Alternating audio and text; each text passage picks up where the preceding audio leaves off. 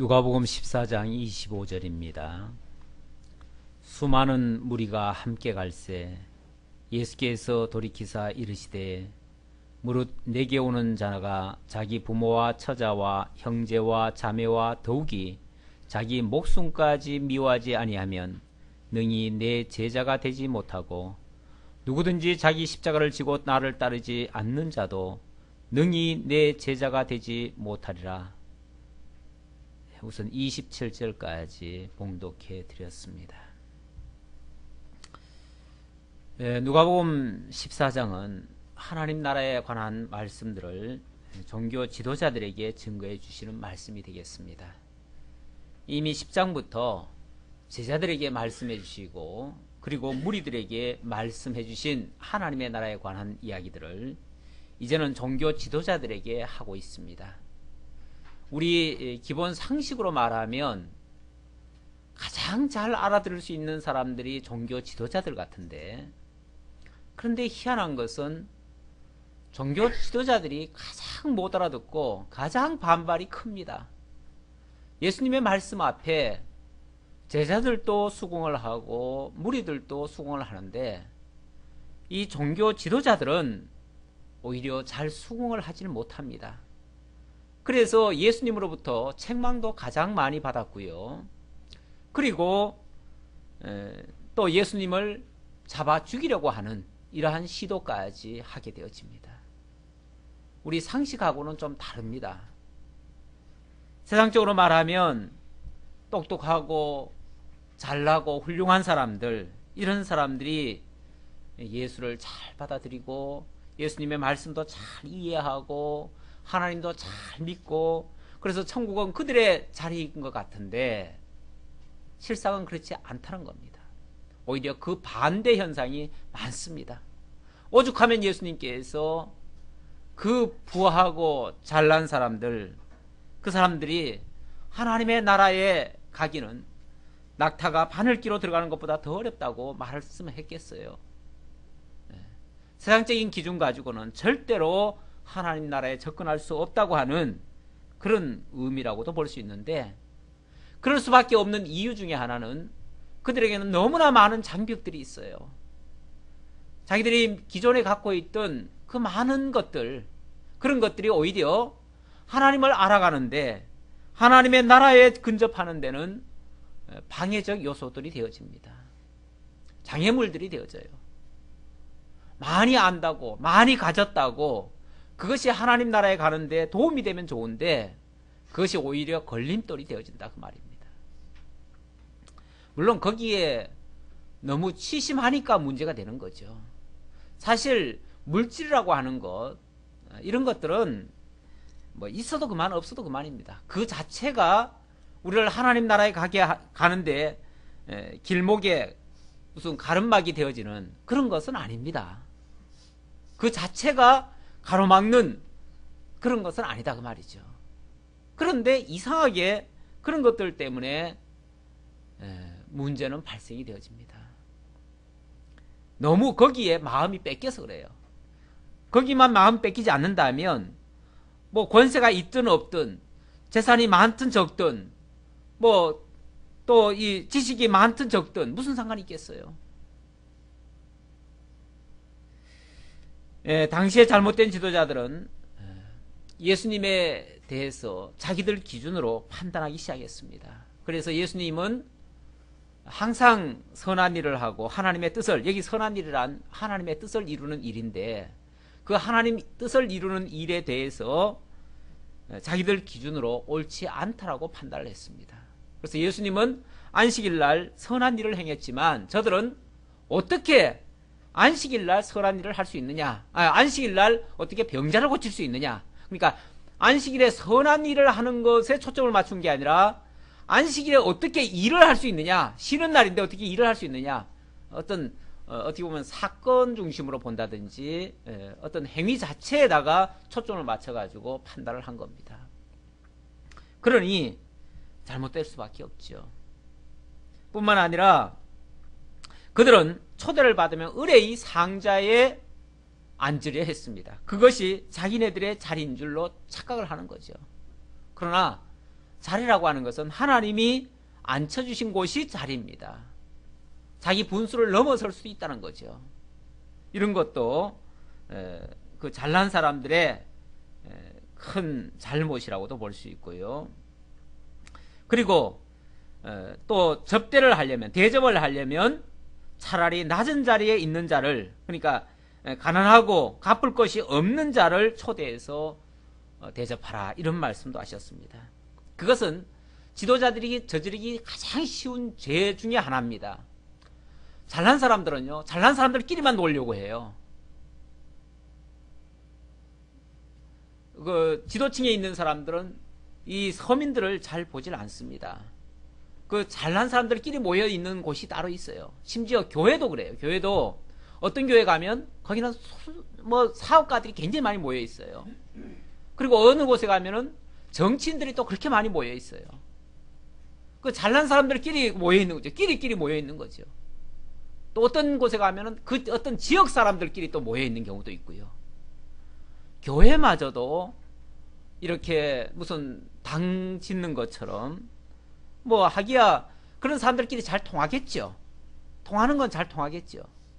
그렇다고 해서 그런 사람들을 대접을 하고, 그러니까 서로 대접을 하니까 뭐 그들끼리는 잘 통할지 모르겠지만 정작 가난하고 또 약하고 부족한 사람들, 그런 사람들은 항상 열애가 되고 거기서는 대접을 받지 못하는 거죠. 근데 잘난 사람들 대접해주고 그들에게 대접받으면 결국 자기들끼리 한 거거든요. 그게 하나님 앞에 무슨 선한 일이 되느냐 그 말이죠. 선한 일을 하려면, 지도자라면 선한 일에 쓰임받는 일꾼들인데, 진짜 선한 일을 하려면 갚을 것이 없는 자에게 베풀어 줘야 그게 진짜 선한 일이 된다. 지금 예수님께서 하시는 말입니다. 끼리끼리 그렇게 하지 말고 오히려 연약한 자, 가난한 자, 병든 자, 이런 자들을 돌보는 것이 진짜 선한 일이다. 예수님께서는 이 땅에 오셔서 당신은 가장 높은 자이시지만 당신의 권위를 내세우지 아니하시고 오히려 그런 자들을 찾아다니셨습니다. 가난하고 병들고 연약하고 심지어 이방인들까지, 배척받는 사람들, 아무것도 대접할 것이 없는 자들에게 예수님께서는 모든 것을 다 베풀어 주셨습니다. 그런 것이 진짜 지도자들의 자격이라고도 할 수 있는데, 예수님은 그렇게 그 당시에 종교 지도자들은 그렇게 하지 않았다. 그들은 자기네들끼리만 서로 돌보고 서로 위하고, 그리고 가난한 자들, 일반 백성들은 죽든지 말든지 신경도 안 쓰고 내팽개 쳐놓고 그들을 오히려 이용해서 자기들 권세라 누리고 이렇게 하였다 그 말이죠. 오늘 25절로 35절의 말씀은 결국 하나님의 나라에 합당한 자는 자기 십자가를 지고 따르는 자가 합당한 자이다, 이렇게 말씀해 주시는 내용이 되겠습니다.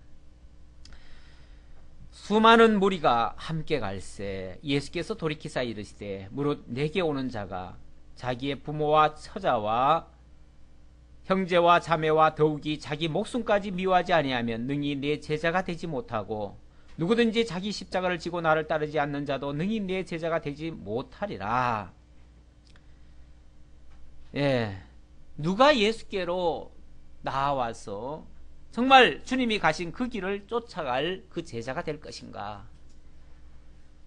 예수를 믿는 선에서가 아니라 예수님이 가신 그 길을 쫓는 자를 제자라고 그러죠.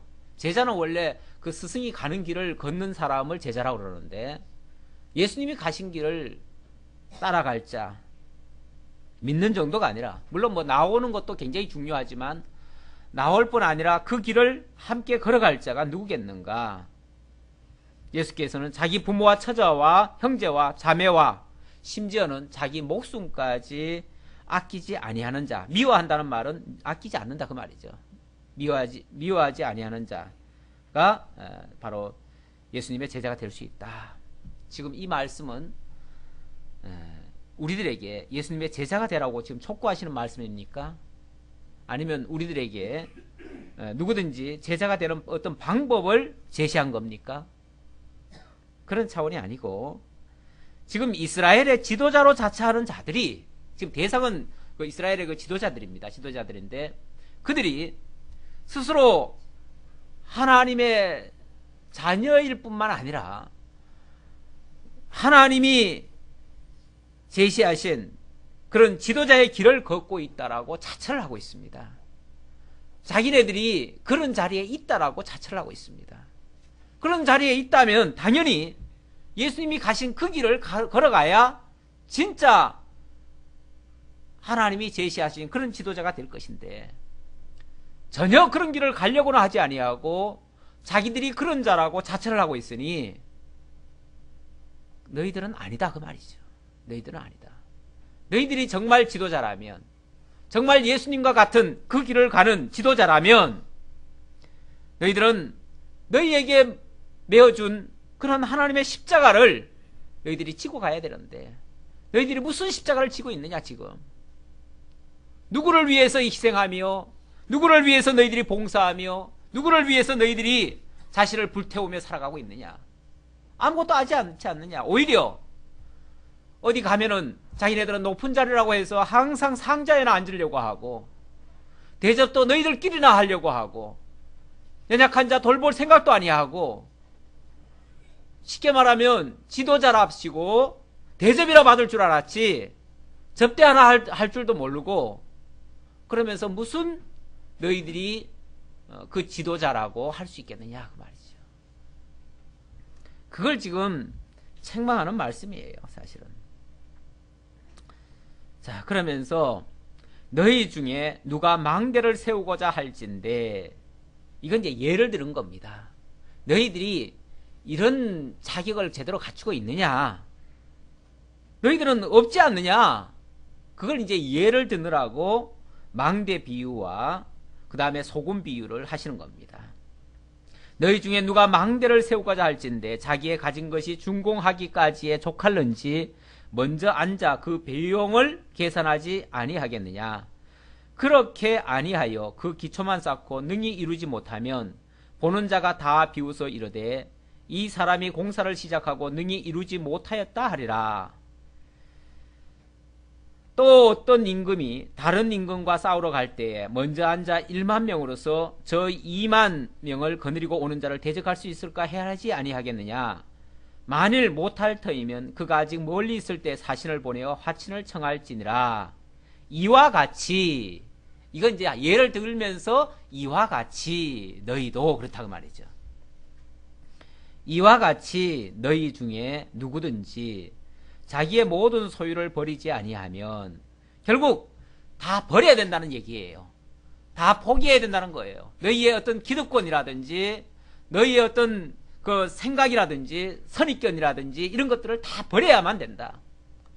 그래야 예수께로 나올 수 있고 너희들이 정말 예수가 가는 그 길, 그 참된 하나님이 제시하신 그 지도자의 길을 갈 수 있다. 사실 예수가 이 땅에 하나님이 보낸 자로서 하나님이 보내신 자이기 때문에 당연히 예수께로 와야죠. 와야 되는데 지도자들은 지금 예수님께로 올 마음의 자세도 안 돼 있고 기본이 안 돼 있습니다. 예수께로 오려면은 예수님이 앞에서 제시한 대로 자기 십자가를 지고 모든 것을 자기를 부인하고 자기의 모든 기득권 다 내려놓고 그리고 와야 되는데 그들은 그런 걸 할 수가 없습니다. 현재 할 수가 없으니까, 그렇다면 너희들이 미리 계산해보고 아예 포기해라. 사실 그런 뜻이에요. 포기해라. 사실은 죽어야 삽니다. 이 기독교 진리는 죽어야 사는 진리입니다. 자기가 죽어야 되고 자기가 내려와야 되고 자기가 부정이 돼야 됩니다. 부정이 돼야 되는데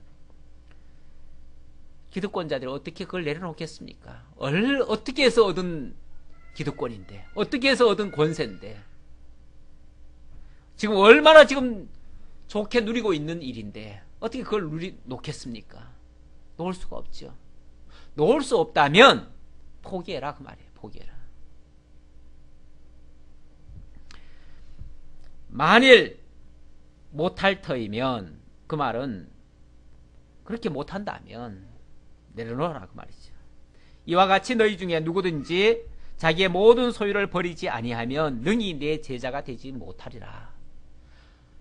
물론 뭐 여기서는 예수님 당신 제자라고 자꾸 얘기를 하지만은 그건 지도자들에게 사실은 그 길을 다 가도록 하나님께서 제시해 놓은 거거든요. 그런데 그렇지 못하다면 그 길을 너희들은 못 갈 것이다. 그렇다면 내 제자라 일컬을 수가 없다. 예수는 곧 하나님이시기 때문에 결국은 하나님의 제시하신 그 길을 가는 자들이 아니다. 그 말이죠. 그러면서 소금이 좋은 것이나 소금도 만일 그 맛을 잃으면 무엇으로 짜게 하리요. 땅에도 거름에도 쓸데없어 내버리느니라. 들을 귀가 있는 자들은 들을지어다 하시니라. 소금 참 좋은 거죠. 좋은 건데 맛을 잃었다면 그것을 어디에 쓰겠어요? 하나님의 나라의 지도자들, 지금 그들이 그 지도자라고 하는 칭호를 받고 있습니다. 이스라엘의 랍비라 칭함을 받고 있습니다. 이스라엘의 모든 방면에서 높은 자리에 앉혀져 있습니다. 그러나 역할을 못한다면, 소금이 마치 맛을 내지 못하는 것처럼 그 역할을 못한다면 무슨 소용이 있냐 그 말이죠. 너희들은 하나님의 나라에서 아무 쓸모없는 존재가 되어버린다. 그렇다면 결국 밖에 버리워 아무 쓸모없이 내어버려지는, 땅에도 쓸모가 없고 거름에도 쓸모없는, 참 소금은 진짜 맛을 내면 괜찮아요. 맛을 내면 괜찮은데 맛을 못 내면 진짜 백해무익한 거죠. 어제는 엊그제 이렇게 산을 산책을 하려고 이렇게 보니까 산에 그 나무에다가, 산에 올라가기 위해서 나무를 이렇게 계단을 해놨어요. 해놨는데 눈이 오니까 거기다가 소금을 뿌렸더라고요. 근데 사실은 물론 뭐 이제 염화칼슘 뿌렸겠죠. 염화칼슘. 그것도 소금의 일종인데 좋은 데 뿌리면 괜찮지요. 그런데 그 나무에다 뿌려놓으니까 나무가 다 썩어버리더라고요. 사실은 합당치 못하게 쓴 거죠. 합당치 못하게 쓰는 거, 그건 사실은 아무짝에도 못 쓰는 겁니다. 그런 것들이 오히려 거름 같은 데 들어가면 거름 역할도 못하게 만들고, 땅에 뿌려지면 땅도 못 쓰게 만들고, 맛도 못 내는 것이 다른 것도 쓸모가 없게 만들고, 이렇게 되어지면 결국은 천덕꾸러기처럼 되어지죠. 정말 이스라엘의 지도자라 칭하는 자들이 정말 이스라엘 백성들을 하나님 나라에 인도하는 그런 인도자로서, 지도자로서 그런 역할을 충실히 해내야 되는데, 결국 그 자리 이용해 가지고 자기들만 부요하게 자기들만 권세를 누리며 떵떵거리고 살았던 그런 지금 모습을 보이고 있으니까, 그것은 백성들에게 아무런 유익을 못 줘서 결국은 쓸데없어 내어버리는 그런 꼴이 된다. 그 얘기를 지금 하고 있는 겁니다.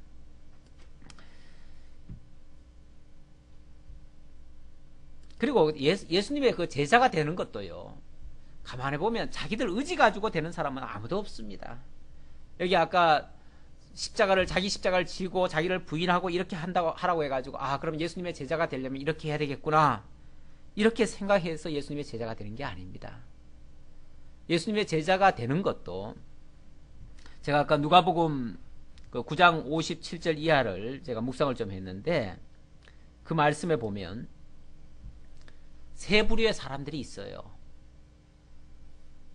어떤 사람은 아주 적극적으로 예수를 따르고자 하는, 나는 예수님이 어디로 가시든지 나는 따르겠습니다, 이렇게 했더니 그 사람에게는 뭐라고 그러냐면은, 인자는 여우도 굴이 있고 공중에 새도 집이 있지만 인자는 머리 둘 곳도 없다. 나 따라와 봤자 아무 소용없다. 그리고 못 따라오게 하십니다. 또 어떤 사람에게는 너는 나를 따르라. 그러니까 그 사람이 지금 우리 집에 아버지가 돌아가셔서 장사를 치르고 일 좀 봐놓고 그리고 따르겠습니다 했더니, 죽은 자는 죽은 자에게 맡겨놓고 너는 나를 따르라. 네가 할 일은 이거다 라고 하시면서, 안 따르겠다고 하는 사람은 따르라고 요구를 하십니다. 그러니까 따르겠다고 하는 사람은 따르는 너는 못 따른다 그러고 거절하시고, 따르지 못하겠다 하는 사람에게는 네가 할 일은 이거다 그러고 따르게 하십니다. 그리고 어떤 사람은 내가 주님을 따르고는 싶은데 내가 지금 먼저 내 가족 작별하고 그리고 할 일이 좀 있습니다 그랬더니 손에 쟁기를 잡고 뒤를 돌아보는 자는 하나님 나라에 합당치 않다, 또 이렇게 단호하게 말씀하시는 장면이 나옵니다. 다시 말하면 하나님의 자녀가 되고 예수님의 제자가 되는 이 길이 내 의지에 의해서 되어지는 것이 아니라 하나님의 어떤 주권에 의해서 부르심을 받고 하나님의 강권적인 역사에 의해서 되어진다는 것을 우리들에게 지금 알게 해주는 말씀입니다. 그래서 앞에 말씀이 자기 십자가 지고 이렇게 나를 따르라 이런다고 해가지고 그 말씀을 들은 사람들이 다 따를 수 있는 게 아니에요. 바리새인들 같은 경우는 그 말씀을 듣고 그 말씀이 자기들을 공격하는 말로는 들리겠지만 그 말씀 때문에 예수님을 따르고, 그러니까 자기를 다 포기하고 예수님을 따르는 그런 길로 나서지는 못합니다. 오히려 그 말씀이 저들을 정죄하는 말씀이 되겠죠.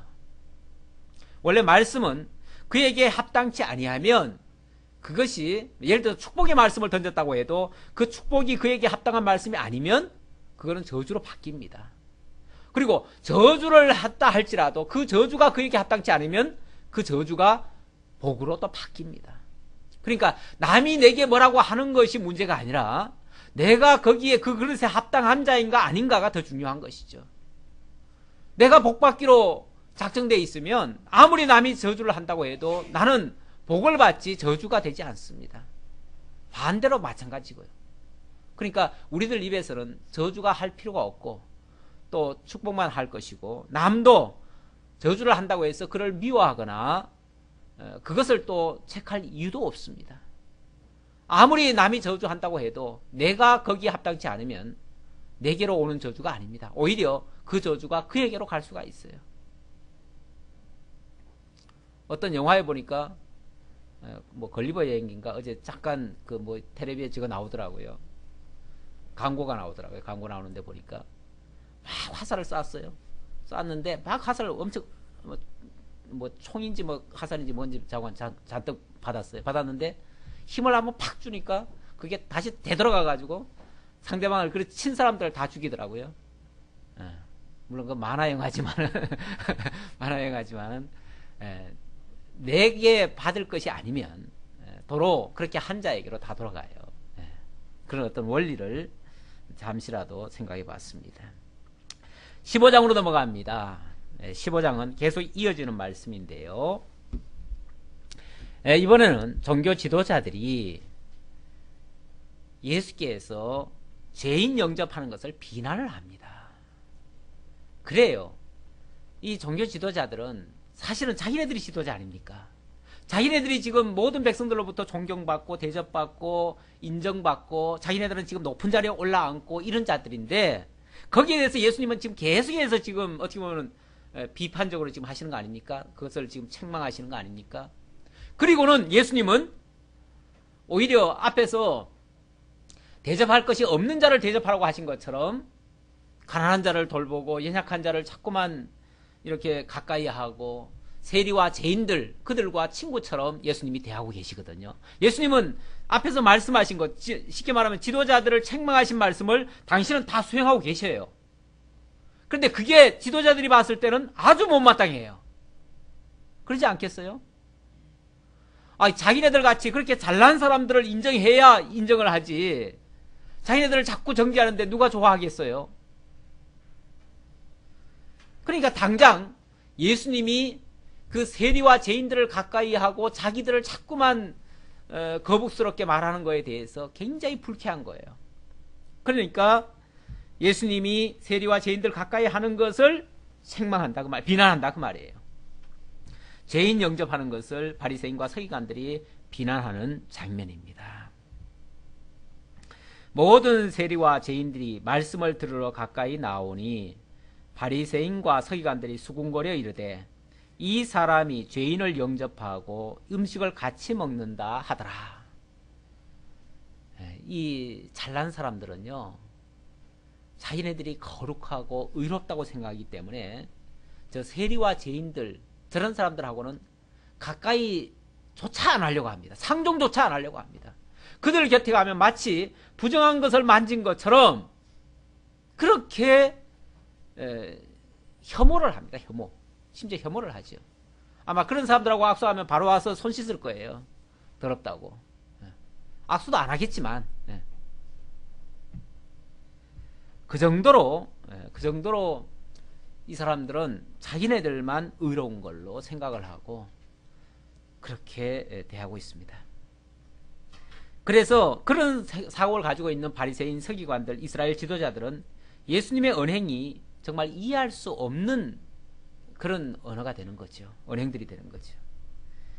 자기들은 정말 율법대로 살고자 애를 쓰고 힘을 쓰는데 자기들 향해서는 오히려 하나님 나라에 합당치 않다라고 말씀하시고, 그들이 생각할 때 세리와 죄인들은 저 지옥 중에서도 가장 아주 뜨거운 그 불모 속에 들어갈, 1번으로 들어갈 그런 세리와 죄인들에게는 오히려 예수님이 그들에게 복음이 들려지고 그들이 하나님 나라에 합당한 자라고 이야기를 하시고, 또 그들과 함께 거리낌 없이 식사도 함께 하시고, 또 그들이 아픈 곳이 있으면 거침없이 고쳐주시고, 안식일도 뭐 예외 없이 막 고쳐주시고, 그러니 사사건건 잘난 사람들의 눈에는 정말 안이 꼽게 보이는 거죠. 예수님의 행동이, 언행이 정말 못마땅한 거죠.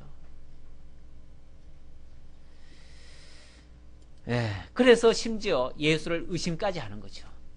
예수가 하나님의 아들이라고 하면서 어떻게, 그렇다면 굉장히 거룩하신 분인데 거룩하신 분이 어떻게 저렇게 부정한 자와 같이 할 수가 있겠는가. 그래서 의심하고 원망하고 죄인을 영접하는 예수까지 싸잡아서 비난을 하게 되어집니다. 그러니까 15장 3절입니다. 예수님께서 그런 바리새인들에게 왜 하나님이 그 연약하고 그 세리와 죄인들, 그들을 더 어떻게 보면 사실은 더 하는 건 아니에요. 더 하는 건 아닌데 그들이 볼 때는 그렇게 보는 거죠. 그들이 볼 때는 왜 그들에게만 더 하는가, 왜 그들만 더 돌보는가, 이런 생각을 하는 거죠. 우리 형제가 6형제, 7형제였는데 원래 하나가 죽고 6형제인데 그 중에 이제 한 형제가 어렸을 때 좀 병을 얻었어요. 고치지 못하는 병을 얻었어요. 그러니까 우리 어머니 아버지가 늘 그 고치지 못하는 그 병을 앓는 저희 누님 중에 한 분인데 그 누님한테 그렇게 신경을 쓰는 거예요. 그러니까 나머지 사람들이 어떻게 생각을 하냐면 나중에 그런 말도 해요. 심지어 무슨 말을 하냐면 우리 집에서 대접받으려면 병신이어야 대접받는다. 이런 말을 해요. 물론 좀 굉장히 얼마나 어떻게 보면 차별로 생각했으니까 그렇겠죠. 병신이 대접받고 멀쩡하게 있는 사람들은 맨날 천덕꾸러기처럼 뭐 부모가 돌보지 않으니까.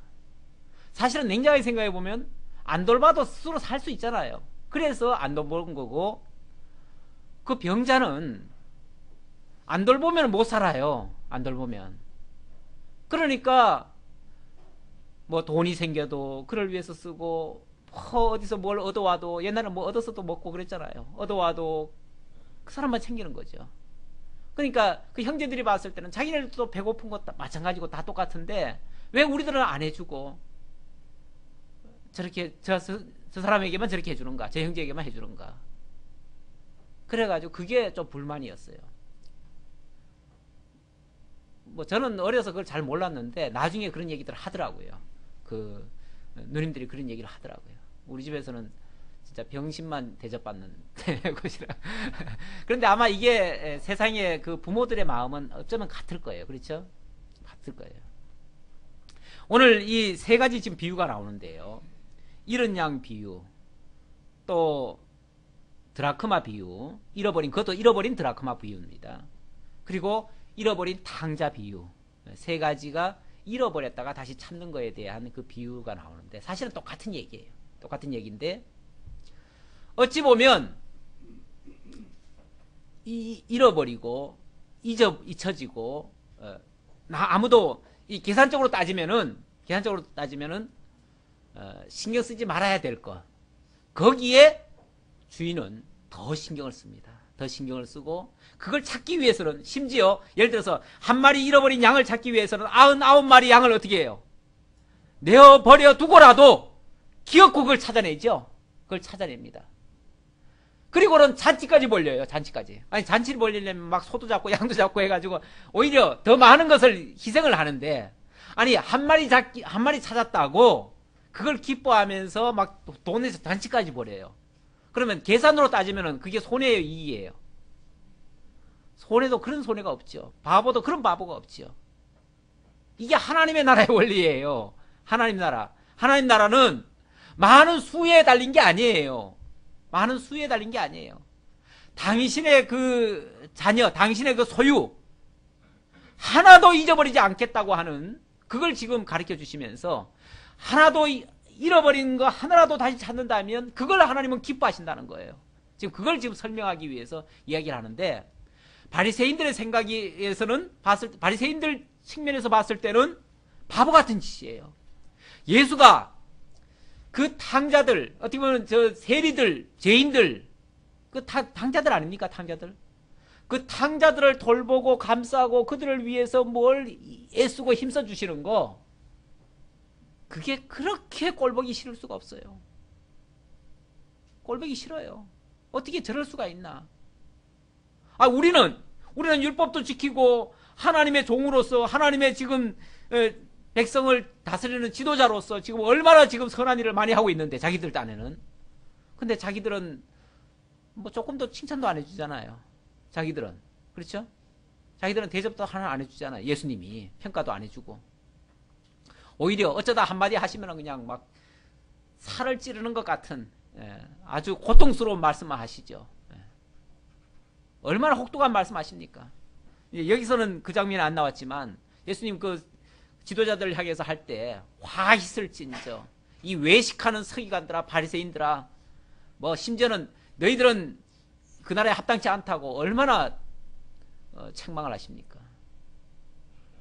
자기들 딴에는 선한 일을 하고 있는데, 하고 있는 자들에게는 오히려 책망을 하시고, 세리와 죄인들은 솔직히 뭘 한 게 있어요? 한 거 없잖아요. 한 거 없는데 그들을 위해서는 예수님이 그냥 병자도 고쳐주시고 뭐 별거 다 하잖아요. 남들은 상종도 안 할 사람들을 예수님은 다 상종을 하잖아요. 그걸 잘 설명하는 내용이 세 가지 비유입니다. 그래서 15장의 내용은 그걸 이제 비유적으로만 설명하는 것 뿐이에요. 그 내용은 똑같은 얘기예요. 똑같은 얘기를 비유적으로 얘기를 하는데, 자, 3절로부터 7절까지는 이런 양 비유로 죄인의 회개를 기뻐하심을 교훈하시는 내용이 되겠습니다.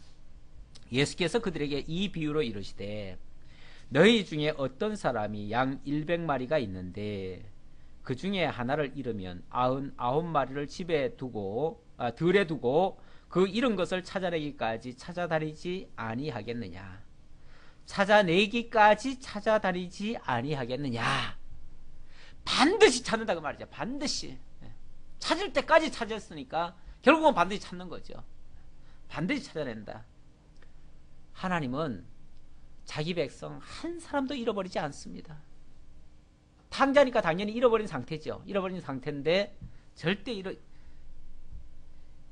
자기 백성은 절대 버리지 않는다고 하는 그런 의미로 말씀하는 겁니다.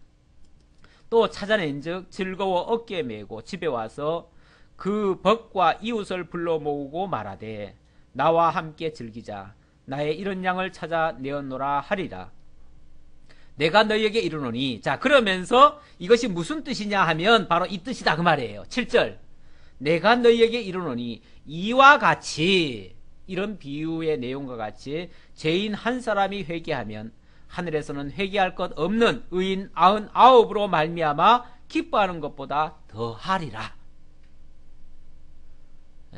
그 지도자들은 자칭 의인이라고 생각하기 때문에 그들은 회개할 줄도 모르고 회개하지도 않습니다. 할 게 없어요. 왜? 평소에 의롭게 살았으니까. 자기네들이 아무리 회개하려고 생각을 해봐도 회개할 게 없어요. 다 의롭다고 생각하니까 스스로. 그런 사람은 하나님 나라에서 기뻐하지 않는다. 하나님이 기뻐하지 않는 사람들이에요. 그런 사람들이. 그런데 죄인들은 늘 죄인인 줄 알잖아요. 본인이 죄인이기 때문에 하나님 앞에서 고개도 못 들어요. 못 드는데 그들에게 목자가 찾아오죠. 목자가 찾아옵니다. 이 기독교의 특성 중에 하나는요, 다른 종교는 전부 다 신을 향해서 인간이 찾아가는데 이 기독교는 인간이 스스로 찾아갈 수가 없어요. 없도록 만들어 놨어요. 왜냐하면 너무 지고한 법을 만들어 놔가지고 그 법을 인간이 도저히 도달할 수가 없어요. 그런데 하나님이 찾아오십니다.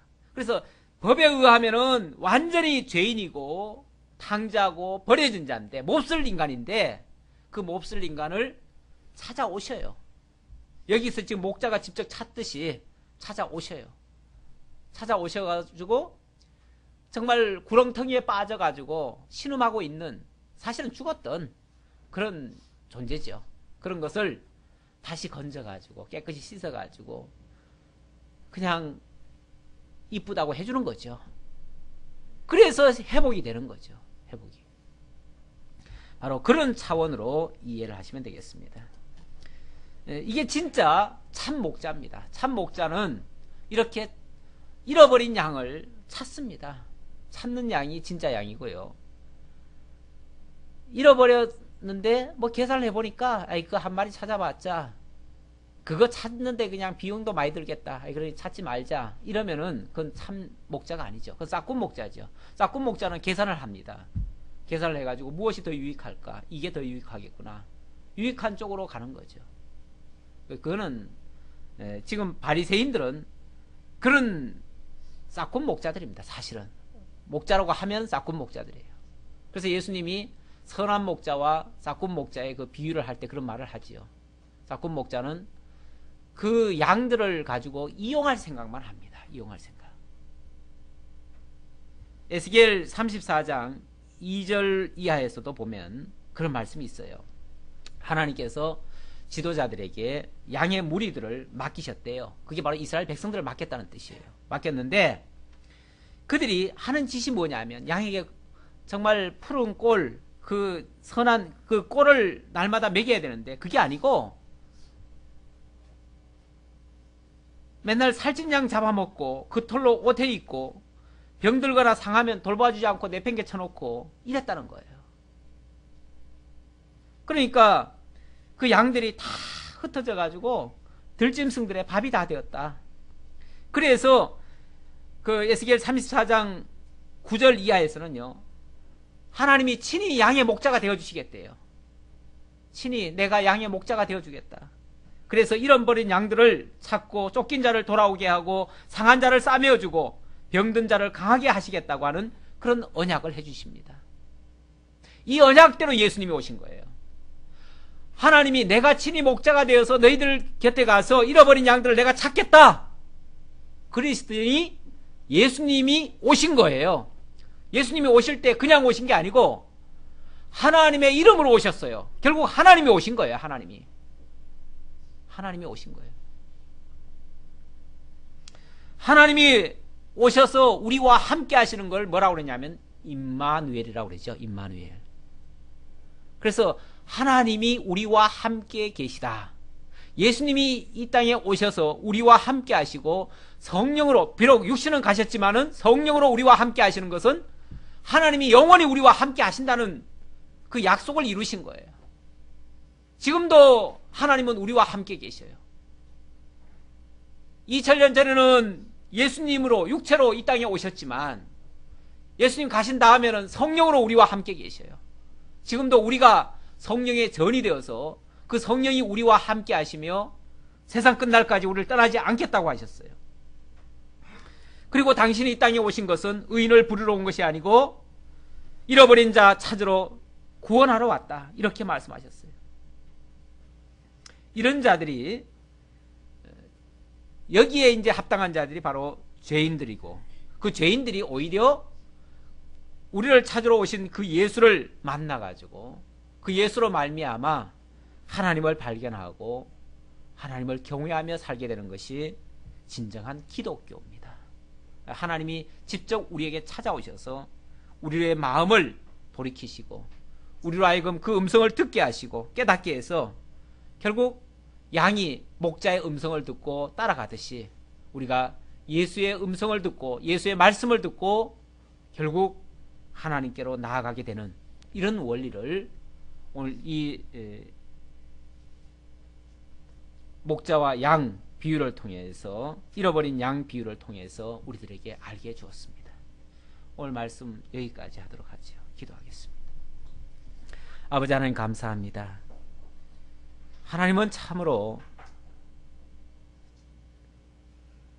영원 전부터 우리를 사랑하셨고 우리들에게 영원한 생명 주시기 위해서 계획하시고 작정하시고 또 작정하신 그대로 메시아를 보내서 우리들을 구원해 주셨습니다. 그리고 우리로 하여금 따라오도록 말씀하시는데 자칭 의롭다고 하는 자들은 그 음성을 듣지 못해서 결국 그 하나님 나라에 합당치 못한 자가 되어지고 세리와 죄인들처럼 죄와 사망 가운데 죽었던 자들이 오히려 그 음성을 듣고 살아나서 하나님을 깨달아 알고 경외하게 되었사오니 너무나 감사합니다. 오늘 이방인이었던 그리고 죄인이었던 우리들이 구원을 얻게 된 것도 바로 이러한 주님께서 직접 찾아오심 때문인 줄을 다시 한번 깨닫고 영원한 목자장 되시는 예수 그리스도를 우리가 믿고 그 예수를 통해서 하나님을 바르게 깨달아 알고 경외할 수 있게 되었사오니 참으로 감사합니다. 이 믿음 가지고 우리도 주님께서 가셨던 그 거친 길, 예수의 제자의 길을 갈 수 있는 저희 모두가 되도록 인도해 주옵소서. 오늘도 베풀으신 은혜 감사해서 연보에 동참한 손길들이 있습니다. 하나님 나라 세워가는 이 소중하고 아름다운 일에 우리들의 작은 정성들이 귀히 쓰임받고 하나님 나라 세워가는 일이 더욱더 활성화되어질 수 있도록 함께해 주옵소서. 예수님의 이름으로 기도하옵나이다. 아멘.